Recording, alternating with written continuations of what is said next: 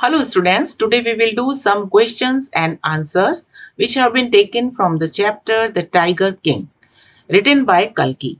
Kalki is the pen name of the writer. His real name is Ramaswamy Iyer Krishnamurthy. Ramaswamy Iyer Krishna मूर्ति। कभी कभी MCQ यानी multiple choice questions में भी उनका ये नाम पूछ लिया जाता है कि what is the real name of the कल्कि। So please do remember this and keep it mind. आइए अब वीडियो स्टार्ट करते हैं और बढ़ते हैं अपने फर्स्ट क्वेश्चन की ओर। And the first question is who was tiger king, why did he get this name. Tiger king कौन था और उसको ये नाम क्यों प्राप्त हुआ, उसका ये नाम क्यों पड़ा।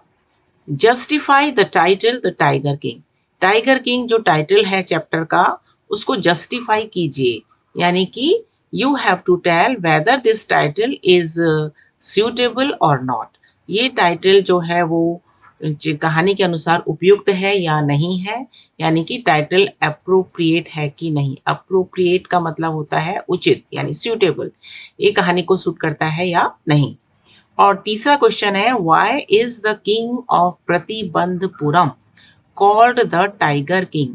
प्रतिबंधपुरम जो राज्य है, वहां का जो राजा है टाइगर किंग, उसको टाइगर किंग के नाम से क्यों बुलाते हैं। तो ये तीन अलग अलग क्वेश्चंस हैं, लेकिन इन तीनों क्वेश्चंस के आंसर सेम है। All three question have the same answer. So please understand these questions very carefully. Who was the tiger king, why did he get this name, एक क्वेश्चन है। Justify the title the tiger king, इस title को ये दूसरा question है। Why is the king of Pratibandapuram called the tiger king, ये third question है। और तीनों अलग अलग क्वेश्चन होते हुए भी आंसर तीनों क्वेश्चन का सेम है। तो प्लीज कीप इन माइंड, जो भी क्वेश्चंस पूछ लिया जाएगा उसका आंसर एक ही होगा, तो इसलिए इन क्वेश्चंस को आप ध्यान में रखेंगे। आइए बढ़ते हैं इसके आंसर की तरफ और देखते हैं कि इसका आंसर क्या है। So the answer to this question is sir Jilani Jung Bahadur, the king of Pratibandhapuram is known as the tiger king. Sir Jilani Jung Bahadur Pratibandapuram के राजा हैं, और लेकिन वो टाइगर किंग के नाम से जाने जाते हैं। He had many titles and सब नेम्स। उनके पास बहुत सारे टाइटल्स हैं। टाइटल्स का मतलब होता है उपाधियां। उपाधियां मतलब उनको अलग अलग नाम दिए गए हैं, और सब नेम माने होता है उपनाम। जैसे कि उनको बोला जाता है हिज हाईनेस जमींदार जनरल, खिलेदार मेजर, शत व्याघ्र समाहारी एंड विश्व भुवन सम्राट. So he was given many titles and subnames, but he was popular as the Tiger King. लेकिन वो टाइगर किंग के नाम से ज्यादा लोकप्रिय थे. The chief astrologer foretold that he was born in the hour of bull. जो राज्य के मुख्य ज्योतिषी थे, एस्ट्रोलॉजर माने ज्योतिषी, फोर टेलर जिसे कहते हैं। फोर का मतलब होता है पहले, और टेल माने होता है बताना, और टेलर माने बताने वाला, पूर्व में ही जो बता देता है, यानी कि जो भविष्य वक्ता होता है उसे कहते हैं फोर टेलर यानी एस्ट्रोलॉजर ज्योतिषी। और फोर टोल्ड माने पहले ही प्रेडिक्ट कर देना। फोर टोल्ड क्या है, फोर टेल की सेकेंड फॉर्म है, जिसका मतलब होता है टू प्रेडिक्ट। प्रेडिक्ट माने भविष्यवाणी करना। तो जो चीफ ज्योतिषी थे उन्होंने पहले ही भविष्यवाणी कर दी थी कि ये जो बालक पैदा हुआ है ये वृषभ लग्न में पैदा हुआ है। बुल का मतलब होता है बैल, और बैल को शुद्ध हिंदी में हम बोलते हैं वृषभ। तो ये वृषभ लग्न में पैदा हुआ है, जिसको कि इंग्लिश में बोलते हैं टॉरस, यानी जो राशियां होती हैं उनमें से एक राशि होती है वृषभ राशि, और ये बच्चा जो है वो वृषभ लग्न में पैदा हुआ है। एंड बुल एंड टाइगर्स, और जो वृषभ होता है यानी जो बैल होता है और जो शेर होता है, सिंह होता है, इन दोनों की आपस में शत्रुता रहती है, इसलिए इस बालक की मौत जो है वो एक टाइगर के द्वारा होगी।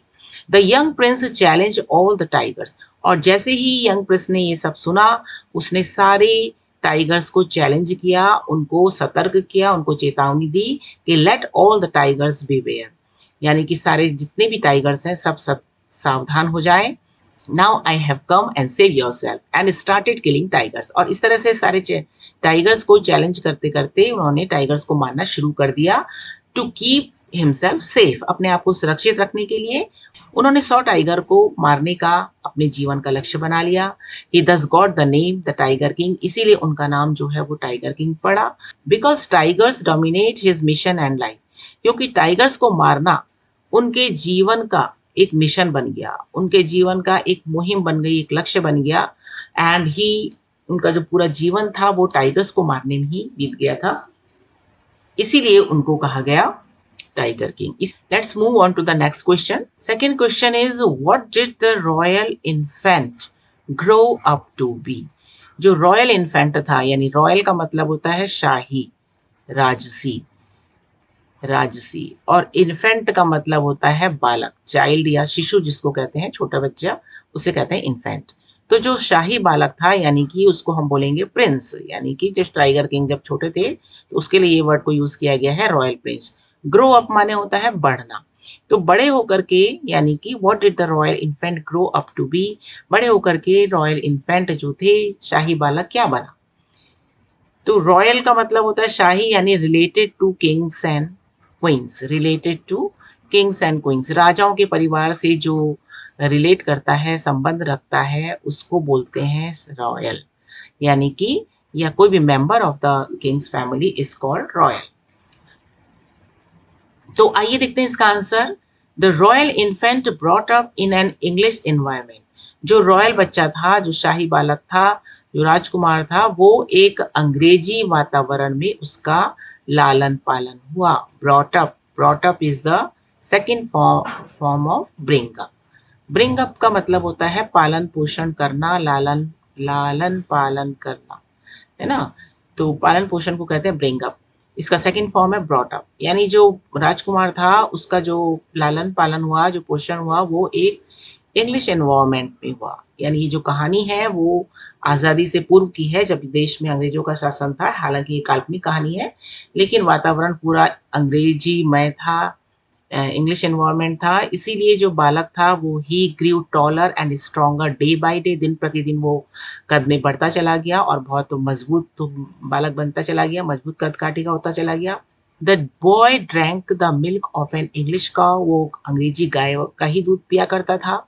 ही was tutored by an English man, एक अंग्रेज व्यक्ति ही उसको पढ़ाया लिखाया करता था। He saw only English movies, वो केवल अंग्रेजी मूवीज ही देखा करता था। At the age of 20 the royal infant grew up to be the Maharaja of the Pratibandapuram.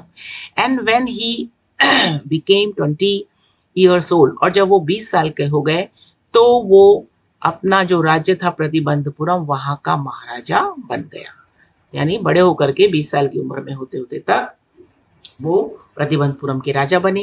He became obsessed with killing 100 tigers to disapprove a prophecy about his death being caused by a tiger. और जैसे ही वो राजा बने उसके बाद से वो tigers को मारने के लिए ऑब्सेस्ड हो गए, मतलब एकदम पागलपन की हद तक उन्होंने टाइगर्स को मारना शुरू कर दिया, क्योंकि वो एस्ट्रोलॉजर यानी ज्योतिषी के द्वारा की गई जो प्रोफेसी थी, प्रोफेसी का मतलब होता है भविष्यवाणी, ज्योतिषी ने जो भविष्यवाणी की थी कि उनकी मौत एक टाइगर के द्वारा होगी, उसको डिसअप्रूव करने के लिए, टू प्रूव इट फॉल्स, उसको गलत साबित करने के लिए उन्होंने टाइगर को मारना शुरू कर दिया।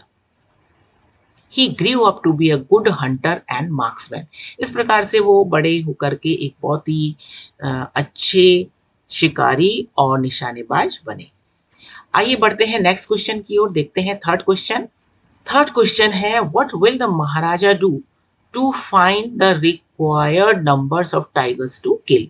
What will the Maharaja do, अब महाराजा टाइगर्स को मारने के लिए जितने टाइगर्स को उनको मारना था, रिक्वायर्ड माने जितनी आवश्यकता थी, कितनी आवश्यकता थी, 100 टाइगर्स, 100 टाइगर्स को मारने की आवश्यकता थी। तो अपनी टैली को पूरा करने के लिए, वो 100 नंबर्स को पूरा करने के लिए अब राजा क्या करेगा, अब क्या करेगा, आइए देखते हैं इसका answer. The Maharaja was able to kill 70 tigers within 10 years, जब वो राजा बने तो उसके 10 वर्ष के अंदर महाराजा ने 70 टाइगर्स को मार दिया। But his mission of killing 100th tiger suddenly stop, लेकिन उनका जो ये मिशन था टाइगर्स को, 100 टाइगर्स को मारने का, वो अचानक से थम गया, रुक गया। It it was stopped. और क्यों रुका? Tigers, because tigers became extinct from his state, क्योंकि उनके स्टेट से, उनके राज्य से जो टाइगर्स थे वो एक्सटिंक्ट हो गए। एक्सटिंक्ट का मतलब होता है विलुप्त हो जाना, यानी पूरी तरह से खत्म हो जाना, something which does not exist any longer. तो उसी तरह से जो राजा का जो राज्य था वहां पर जितने भी टाइगर थे, सारे के सारे टाइगर्स राजा जो है वो मार चुका था। अब आगे का जो उसका टैली था 100 टाइगर्स को पूरा करना, वो उसे कैसे पूरा करना है, तो उसने क्या किया? He hit upon a plan. उसने एक प्लान बनाया, एक योजना बनाई। An idea came to his mind, उसके दिमाग में एक विचार आया। So to kill the required number of tigers he married a girl from a state which had a larger tiger population.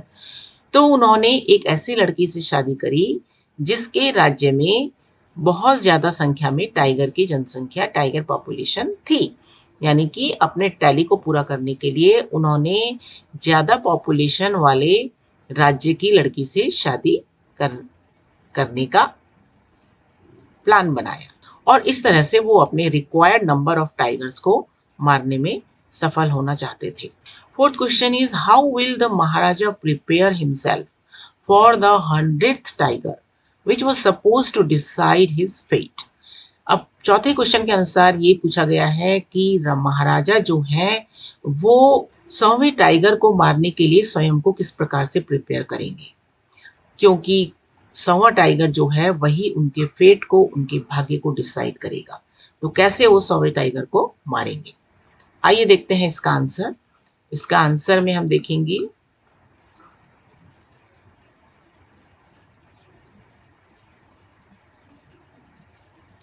after having killed 99 tigers, the Maharaja was especially anxious to kill 100 tiger to save himself from the astrologer's prediction as per the forecast. After having, राजा ने क्या किया? 99 tigers उन्होंने मार दिए। अब महाराजा जो था वो विशेष रूप से 100वें टाइगर को मारने के लिए चिंतित हो गया। He was very worried to kill the 100 tiger. क्यों? Because he wanted to save himself, he wanted to keep safe himself, क्योंकि वो अपने आप को सुरक्षित रखना चाहता था एस्ट्रोलॉजर्स की प्रेडिक्शन से, जो एस्ट्रोलॉजर ने जो भविष्यवाणी की थी उससे। फोरकास्ट का मतलब भी होता है भविष्यवाणी करना। The Maharaja had to be cautious about killing the 100 tiger in particular, क्योंकि जो एस्ट्रोलॉजर है उसने भविष्यवाणी की थी कि महाराजा को 100वें टाइगर से विशेष रूप से बहुत ज्यादा कॉशियस माने बहुत ज्यादा केयरफुल, सतर्क रहने की आवश्यकता है, क्योंकि हो सकता है कि 100वें टाइगर से उनकी मृत्यु हो। अनफॉर्चुनेटली, अनफॉर्चुनेटली मीन्स अनलकीली, दुर्भाग्यवश, there was no tiger left, कोई भी टाइगर उनके राज्य में बचा ही नहीं। But he continued camping in the forest, लेकिन राजा जो थे वो जंगल में ही कैंप लगाकर रहते रहे। The Maharaja prepares himself for the 100 tiger with meticulous care, focus and determination. राजा जो था वो जंगल में ही कैंप में क्यों रहे, क्यों नहीं भाग आए जबकि वहां कोई टाइगर नहीं था? Because he had to kill the 100 tiger anyhow, किसी भी तरह से उनको 100वें टाइगर को मारना है। इस काम के लिए महाराजा जो थे बहुत ज्यादा डिटरमिन्ड थे, फोकस थे, बड़े ही डिटर्मिनेशन के साथ, दृढ़ प्रतिज्ञा के साथ, फोकस के साथ, और मेटिकुलस, मिट केयर माने बहुत ही बारीकी से ध्यान देते हुए, एक एक चीज को ध्यान देते हुए राजा का जो मिशन था उसमें किसी भी प्रकार की कमी नहीं आनी चाहिए, वो फॉरेस्ट में ही डटे रहे। और इस तरह से उन्होंने 100वें टाइगर को मारने के लिए अपने आप को तैयार किया, यानी उन्होंने एक कदम भी पीछे नहीं हटाया, निराश नहीं हुई। 100 टाइगर डिड नॉट अपीयर, लेकिन फिर भी जो 100वां टाइगर था वो दिखाई नहीं दिया, कहीं भी नहीं मिला। At last the Dewan brought an old tiger from people's park, अंत में जो दीवान था वो वहीं के पीपल्स पार्क का एक जो पुराना सा टाइगर था उसको लेकर के आ गए, क्योंकि टाइगर नहीं मिल रहे थे तो उनको भी अपने जॉब जाने का डर था, राजा के गुस्से का डर था। इसलिए उसने ये प्लान बनाया कि पीपल्स पार्क में से एक टाइगर को लाया जाए, और जिससे कि राजा जो है वो आसानी से इसको मार सके। और वो टाइगर ला करके उन्होंने उसको जंगल में छोड़ दिया महाराजा को मारने के लिए। महाराजा कुड कन्वीनियंटली शूट इट, महाराजा उसको बहुत ही कन्वीनियंटली मीन्स इजीली उसको मार सकते थे। क्यों मार सकते थे easily? Because the tiger was very old and he was not as active as a young tiger. वो बहुत बूढ़ा हो चुका था टाइगर, और वो उतना भी एक्टिव नहीं था जितना कि कोई यंग टाइगर हो सकता था। यानी वो उतनी एजिलिटी, उतना फुर्तीलापन टाइगर में अब नहीं था। The Maharaja thought that he had killed the tiger. So Maharaja very easily shot at it. महाराजा ने बहुत ही आसानी से उस पे गोली चलाई और उसने सोचा कि मैंने टाइगर को मार दिया है। But his bullet missed the mark.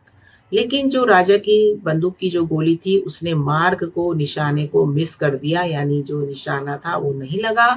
Means जो टाइगर था वो नहीं मारा गया। It was not killed by the tiger king. राजा के द्वारा वो टाइगर नहीं मारा गया। And in this way his desire to conquer fate was not fulfilled.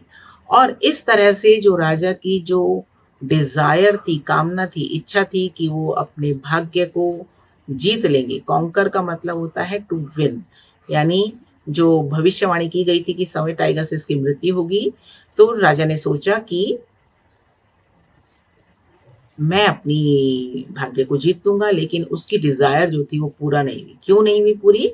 राजा को तो लगा कि उसने सौम्य टाइगर को मार दिया, but in reality that 100 tiger was not killed by the bullet of the tiger king. लेकिन जो 100वां टाइगर था वो राजा की गोली से नहीं मरा, और डर के मारे द दीवान एंड अदर जो भी उनके सर्वेंट्स थे, they did not tell the king that the tiger was not killed.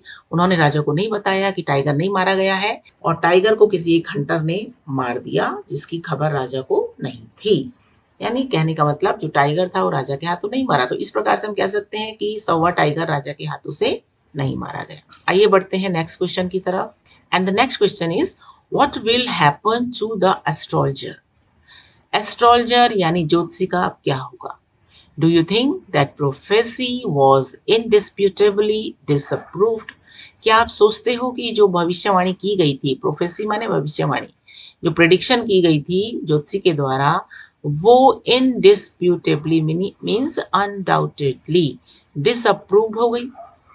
यानी कि जो भविष्यवाणी की गई थी वो सही निकली। क्या आप ऐसा मानते हैं कि इसमें कोई संदेह नहीं है कि भविष्यवाणी जो थी वो डिसअप्रूव हो गई? In the story, the Tiger King, the astrologer dies before the king actually confronts the 100 tiger. So question is that what will happen to the astrologer? No harm will be done to astrologer. Astrologer का कुछ हानि नहीं होगा, उसका कुछ बुरा नहीं होगा, क्योंकि कहानी में हम देखते हैं कि एस्ट्रोलॉजर जो है, जो ज्योतिषी है, वो पहले ही मर जाता है। He is dead already and the king actually confronts the 100 tiger. 100वें tiger को मारने से पहले ही ज्योतिषी की मृत्यु हो जाती है। Because in the chapter we read a sentence let माने होता है स्वर्गीय, तो ज्योतिषी के आगे लेट लिखा हुआ दिखा, इसका मतलब है कि ज्योतिषी is already dead. And the king is ultimately killed by a sliver of wood from a toy tiger. लेकिन जो राजा है अंततोगत्वा उसकी मृत्यु एक खिलौने के टाइगर के द्वारा होती है।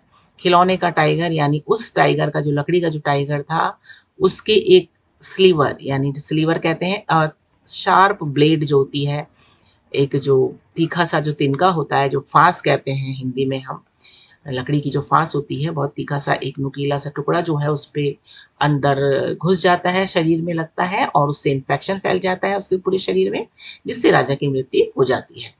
The story highlights the irony.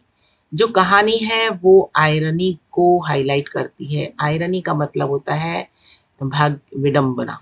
विडंबना का मतलब है कि हम क्या सोचते हैं और क्या हो जाता है।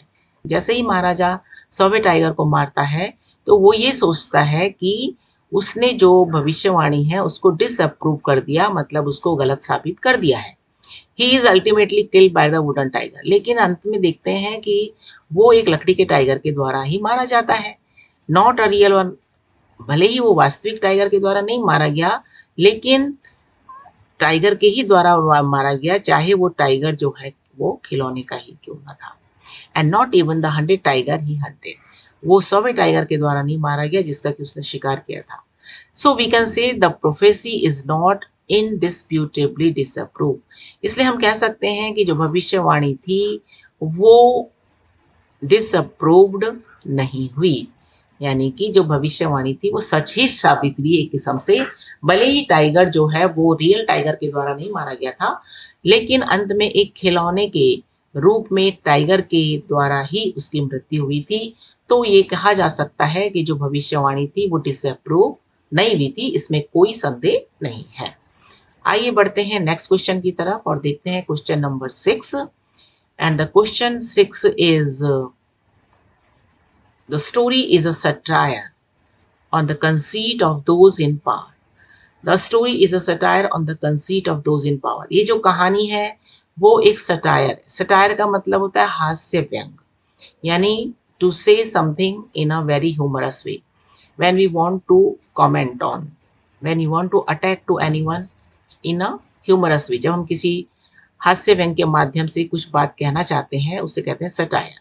कंसीट का मतलब होता है गर्व, घमंड, एरोगेंस, तो उसे कहते हैं conceit of those in power. Those in power माने जो लोग सत्ता में होते हैं, जो शक्तिशाली होते हैं, उनके घमंड पर ये कहानी एक व्यंग करती है।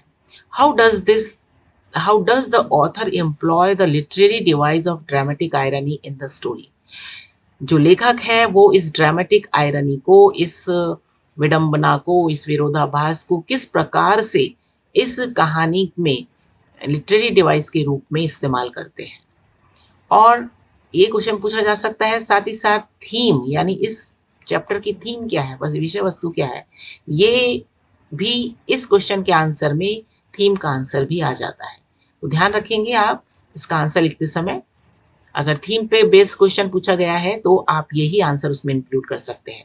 ये जो लाइन है the story is a satire on the conceit of those in power, ये बहुत इंपॉर्टेंट लाइन है और इसको आप किसी भी क्वेश्चन के आंसर में लिख सकते हैं। हर क्वेश्चन के आंसर में, इस चैप्टर के हर क्वेश्चन के आंसर में ये लाइन बहुत ही अच्छे नंबर दिलाने में आपको हेल्प करेगी। तो आइए देखते हैं इसका आंसर कैसे लिखना है। जैसा कि आप चित्र में भी देख रहे हैं कि यहाँ पर टाइगर्स मरे हैं और लोग जो हैं उसके सामने बड़े शान से खड़े हैं। तो ये निरीह मूक प्राणियों को मार करके उनका अपनी अपनी बहादुरी का परिचय देते हुए ये जो पावरफुल लोग हैं उन पर व्यंग किया गया है राइटर के द्वारा। तो आइए देखते हैं इसका आंसर को आपको कैसे लिखना है अगर एग्जाम में आएगा तो।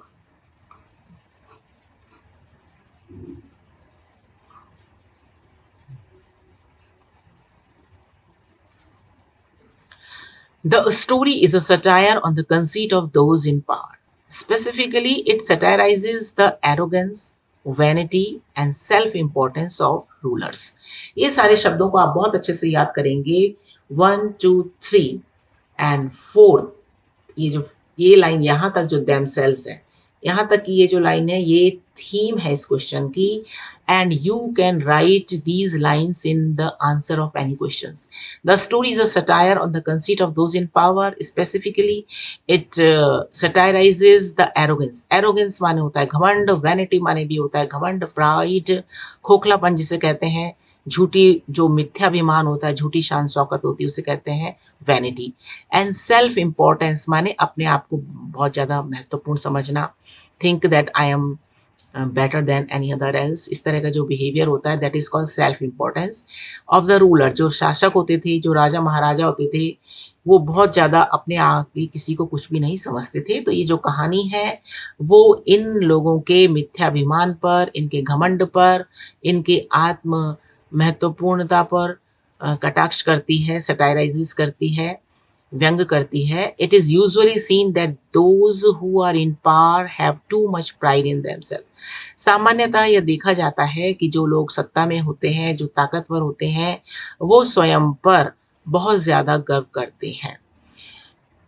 तो किस तरह से इस चैप्टर में उसका एग्जाम्पल दिया गया है, ऐसे ही टू सच स्पेसिमन, ऐसे ही दो स्पेसिमेन हैं, नमूने हैं इन द स्टोरी, एग्जाम्पल हैं, जैसे कि tiger king and the British officer. ये दो एग्जाम्पल हम इस चैप्टर में देखते हैं, वो इस क्वेश्चन के आंसर में बहुत सटीक एग्जाम्पल है। The tiger king resolves to hunt 100 tigers to disapprove the prediction of the astrologer. जैसे ही ज्योतिषी ये भविष्यवाणी करता है कि टाइगर किंग की मृत्यु एक टाइगर के द्वारा होगी, तो जो टाइगर किंग है, जो राजा है, जो महाराजा है, उसको ये बात नागवार गुजरती है और उसकी उसको वो मन में ये सोचता है कि इस ज्योतिषी की हिम्मत कैसे हुई कि ये मुझे इस तरह से भविष्यवाणी करेगा, या कौन है जो मुझे मार सकता है। तो उसी समय से वो रिजॉल्व करता है, संकल्प लेता है कि वो 100 टाइगर्स यानी कि 100 टाइगर्स को मारेगा। क्यों? क्योंकि उसको डिसअप्रूव करना था प्रेडिक्शन को, उसने उसको ज्योतिषी की इस भविष्यवाणी को गलत साबित करना था। तो ये वाली बात दर्शाती है कि उसमें कितना ज़्यादा एरोगेंस था, कितना ज़्यादा सेल्फ इम्पोर्टेंस थी। All his strategies and wise plans work till the किल। उसने क्या किया? ऑल हिज स्ट्रेटजीज, स्ट्रेटजीज माने होता है योजनाएं, वाइज प्लान योजनाएं, स्ट्रेटजी माने षड्यंत्र। तो उन्होंने टाइगर्स को मारने के लिए कई तरह से प्लानिंग करी, षड्यंत्र करे, बहुत प्लानिंग बनाए, और 99 टाइगर्स को उन्होंने मार दिया। तो जब तक उन्होंने 99 टाइगर्स को मारा तब तक सारे के सारे उनके जो योजनाएं थी, जो उनके षड्यंत्र थे, सब ने काम किया, यानी वो सफलतापूर्वक 99 टाइगर्स का वध कर सके। But the 100 tiger eluded him till his death. लेकिन जो 100वां टाइगर था वो उसकी मृत्यु तक भागने में, बचने में सफल रहा। एल्यूड माने होता है टू अवॉइड बीइंग कॉट, यानी पकड़े जाने से भागना। पकड़ नहीं पाए उस 100वें टाइगर को, यानी 100वां टाइगर उसको मिला ही नहीं। यानी आखिरी में जो 100 नंबर का जो टाइगर था उसको ढूंढने में राजा को बहुत ज्यादा मेहनत करनी पड़ी। The high ranking British officer is equally when. उसी प्रकार से जो हाई रैंकिंग का जो हाई रैंक का जो ब्रिटिश ऑफिसर था वो भी पूरी तरह से मिथ्याभिमान में डूबा हुआ था। He is more interested in a photograph with carcass than hunting itself. वो वो जो है शेर को शिकार करने के बजाय मरे हुए शेर के बॉडी के साथ फोटो खिंचाने में ज्यादा इंटरेस्टेड था। यानी कि उसे इससे कोई मतलब नहीं था कि उस शेर का शिकार करे ना करे, लेकिन जो शेर की जो डेड बॉडी है, carcass means dead body, dead body के लिए एक और शब्द आया था कॉर्प्स करके आपके पोयम माई मदर एट 66 में। कॉर्प्स का मतलब होता है डेड बॉडी, डेड बॉडी यानी कि मृत शरीर, और या कार्कस का, दोनों का मतलब होता है मृत शरीर या शव जिसको कहते हैं। तो ये दर्शाता है कि लोग फोटो के साथ, मरे हुए जानवर के साथ फोटो खिंचाने में अपनी शान समझते थे। तो ये भी उनके खोखलेपन को दर्शाता है, उनके मिथ्याभिमान को दिखाता है, उनके एरोगेंस को दिखाता है। और इसका एक और ये सब एग्जाम्पल देख करके भी हमें हंसी आती है। The tiger king offers to organise any other hunt except tiger hunt. जब ब्रिटिश ऑफिसर उसके राज्य में टाइगर मारने के लिए आता है तो राजा जो है उसको टाइगर मारने के लिए मना कर देता है, क्योंकि राजा को अपने 100 टाइगर मारने की टैली को पूरा करना था। इसलिए वो उसको कहता है कि आप किसी को भी, आप माउस हंट कीजिए, आप बोर हंट कीजिए, लेकिन टाइगर हंट आप नहीं करेंगे। इस तरह से वो उसको नाराज भी कर देता है ब्रिटिश ऑफिसर को। लेकिन फिर क्या होता है, वो ब्रिटिश ऑफिसर को मना भी लेता है। जब ब्रिटिश ऑफिसर उसकी बात सुन के नाराज होता है, उसका ईगो हर्ट होता है, तो he has to lose 3 lakh of rupees for his refusal. The ego of the British officer is satisfied. अगर वो ब्रिटिश ऑफिसर को, जब वो शिकार करने के लिए मना करता है तो ब्रिटिश ऑफिसर नाराज हो जाता है, लेकिन उसको 3 लाख वर्थ की 50 डायमंड रिंग प्रेजेंट करके, उसकी वाइफ को खुश करके, ब्रिटिश ऑफिसर को खुश करके वो अपने राज्य को भी बचा लेता है। तो ये सारी बातें बताती हैं कि जो रूलर्स होते हैं अपने लिए किस तरह से झूठे अभिमान में वो डूबे रहते हैं। And the author employs a dramatic irony and humor to show their faults and weaknesses. और जब हम इस चैप्टर को पढ़ते हैं तो हमको समझ में आता रहता है कि किस तरह से ये लोग हरकतें कर रहे हैं, और उनके जो फॉल्ट्स हैं, जो उनकी गलतियां हैं, जो उनकी कमियां हैं, उसके माध्यम से, उनके गलतियां और कमियों को दिखाते हुए हास्य के माध्यम से एक ड्रामेटिक आयरनी जो लिटरेरी डिवाइस है उसका प्रयोग लेखक पूरे चैप्टर में करता है, और जिससे कि चैप्टर जो है बहुत ही इंटरेस्टिंग हो जाता है इस लिटरेरी डिवाइस के प्रयोग से।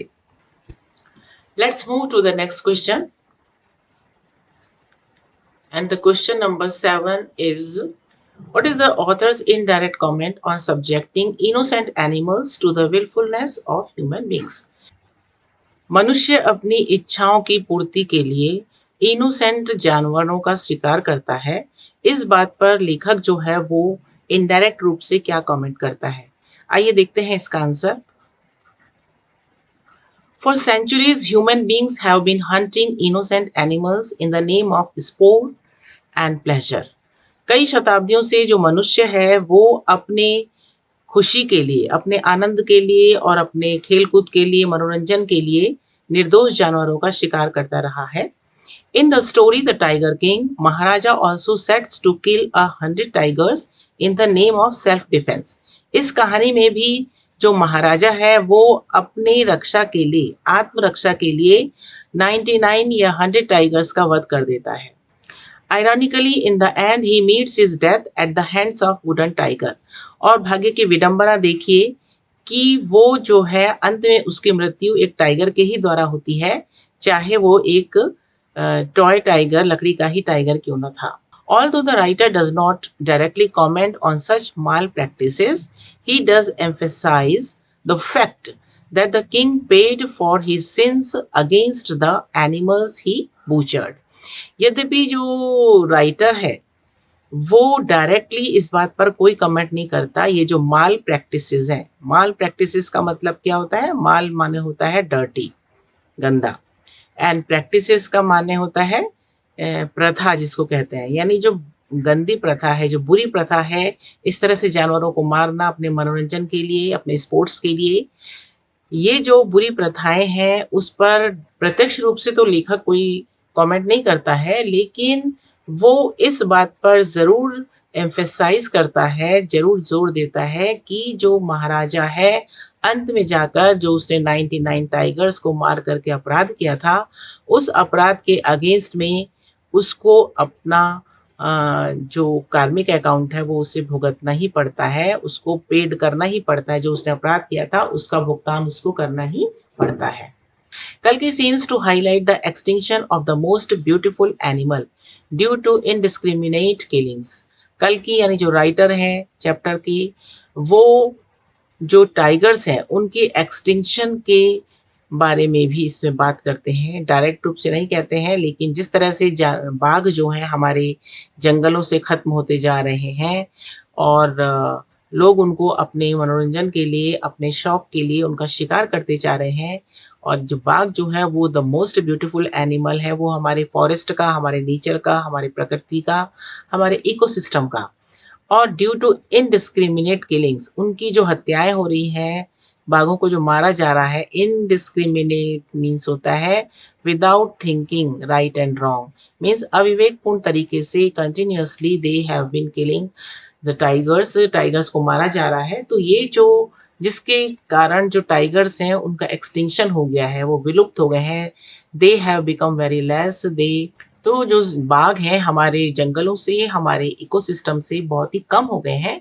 इसके बारे में भी लेखक जो है अप्रत्यक्ष रूप से बताता है कि इस तरह से अविवेकपूर्ण तरीके से अगर हम इनका संहार करते रहेंगे, इनका शिकार करते रहेंगे, तो एक दिन ऐसा आएगा जिस दिन ये पूरी धरती से पूरी तरह से खत्म हो जाएंगे, जिस तरह के डायनासोर खत्म हो गए थे।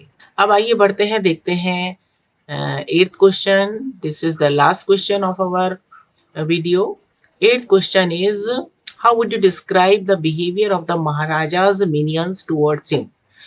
महाराजा के जो मिनियंस थे, मिनियंस का मतलब है दरबारी या नौकर चाकर, मिनियंस मीन सर्वेंट्स, जो उनके सर्वेंट्स थे उनका जो व्यवहार था राजा के प्रति, उसको आप किस तरह से डिस्क्राइब करते हैं? What do you think about the behaviour of the servants towards the their master? Do you find them truly sincere towards him? क्या आप सच में उनको, नौकरों को अपने मालिक के प्रति सिंसियर पाते हैं? क्या वो सच में सिंसियर थे? और are they driven by fear when they obey him? या फिर जब भी नौकर अपने मालिक की आज्ञा का पालन करते थे तो क्या वो उस आज्ञा का पालन डर के मारे करते थे या सही में करते थे? Do we find a similarity in today's political order? क्या हम इन नौकर चाकरों का जो बिहेवियर है अपने मालिक के प्रति, ये आज के पॉलिटिकल ऑर्डर, जो हमारा राजनीतिक परिदृश्य है, क्या उसमें कुछ समानता हमको दिखाई देती है? सिमिलैरिटी मीन्स समानता। Let's find the answer to this question, and the answer to this question is, and this is a long answer type question, 6 marks के जो long answer type questions आते हैं उसमें भी क्वेश्चन आ सकता है। द महाराजाज मिनियंस, महाराजा के जो नौकर हैं या सर्वेंट्स हैं, displayed a behaviour characterized by subservience and fear towards him. महाराजा के नौकरों का जो व्यवहार था महाराजा के प्रति वो डर के मारे था, बिकॉज ऑफ द फियर, जो आज्ञा पालन वो करते थे। सब सर्वियंस का मीन्स होता है अति आज्ञाकारिता। अति आज्ञाकारिता, अति आज्ञाकारिता क्या होता है? अति आज्ञाकारिता when we obey our masters without thinking right और रॉन्ग, जब हम अपने मालिकों का आज्ञा का पालन बिना सही या गलत का निर्णय किए, बिना सही गलत सोचे समझे करते हैं, तो उसे कहते हैं सबसर्वियंस।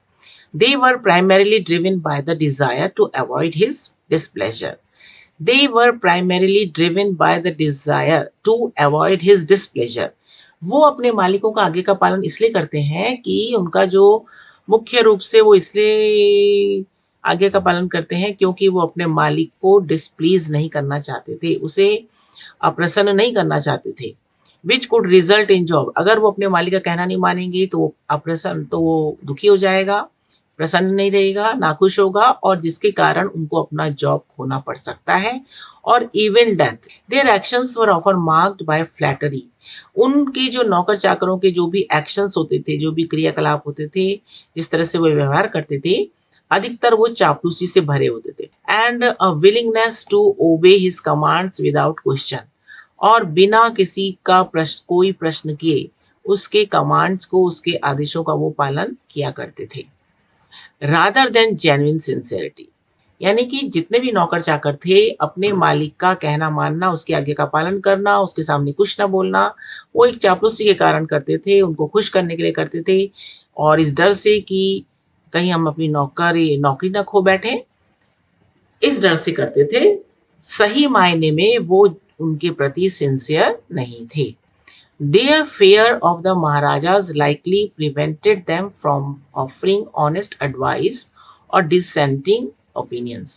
Their fear of the Maharajas likely prevented. महाराजा का जो डर था, महाराजा के प्रति उनका जो डर था, वो उनको प्रिवेंट करता था।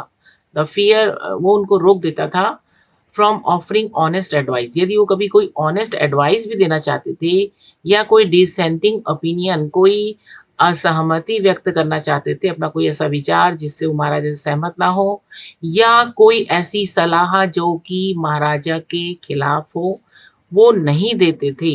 डर के कारण वो ये सब नहीं कर पाते थे। दे readily carried out his orders, और वे जो थे आसानी से, readily माने इजीली, इजीली जो है माने बहुत ही आसानी से उसके अपने महाराजा की आज्ञा का पालन किया करते थे। Even if those orders were unreasonable or harmful, यहाँ तक कि जो महाराजा ऑर्डर देते थे वो अनरीजनेबल थे, अविवेकपूर्ण थे, अतार्किक थे, कोई सेंस नहीं बनता था, सेंसलेस थे, और वो हानिकारक भी होते थे जो जो आदेश देते थे, लेकिन फिर भी वो सब काम वो करते थे, कहना मानते थे। इन कंटेम्परेरी पॉलिटिक्स, आज की जो पॉलिटिक्स है, आज की जो राजनीति है, कंटेम्परेरी में समसामयिक, यानी एट दिस टाइम, इस समय की जो राजनीति है वो भी we can observe similar patterns, उसमें भी हम जो है वो सेम यानी समान तरीका ही ऑब्जर्व करते हैं।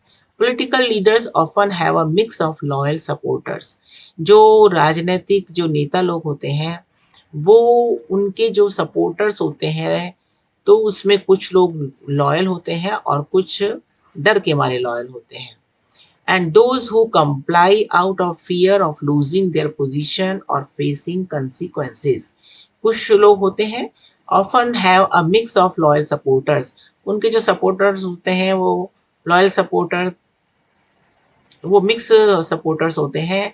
अधिकतर जो है वो डर के मारे, अपना पोजीशन को खोने के डर से उनका कहना मानते हैं, उनको सपोर्ट करते हैं, उनको उसके कंसीक्वेंसेस, यानी कि सपोर्ट ना करने के जो कंसीक्वेंसेस हैं, जो रिजल्ट्स हैं, जो परिणाम हैं, वो ना भुगतने पड़े, इसलिए वो सब क्या करते थे, राजा का कहना माना करते थे। तो इस तरह से हम देखते हैं कि जो भी नौकर चाकर होते थे राजा के, या आज के भी नेताओं के जो सपोर्टर्स हैं, वो सिर्फ और सिर्फ पनिशमेंट के डर से, दंड न मिलने के डर से, अपना जॉब खोने के डर से, और अपने राजा के डर के मारे ही उनकी आज्ञा का पालन करते थे। वो जेन्युइनली सिंसियरली उनके प्रति सिंसियर नहीं होते थे। Truly sincere. They were not truly sincere toward their masters. They are not faithful towards their master. They carried their commands only because of fear and and the fear of losing their jobs. और अब यहीं पे हमारे ये question answer का video यहीं पे समाप्त होता है। Now we have reached to the end of the video. Thanks for watching. If you find this video helpful in any way, please like, subscribe the channel and share it with your friends. अगर आपने tiger king का character sketch वाला video नहीं देखा है तो उसका link भी आपको डिस्क्रिप्शन में मिल जाएगा। Please press the link button. Thanks for watching.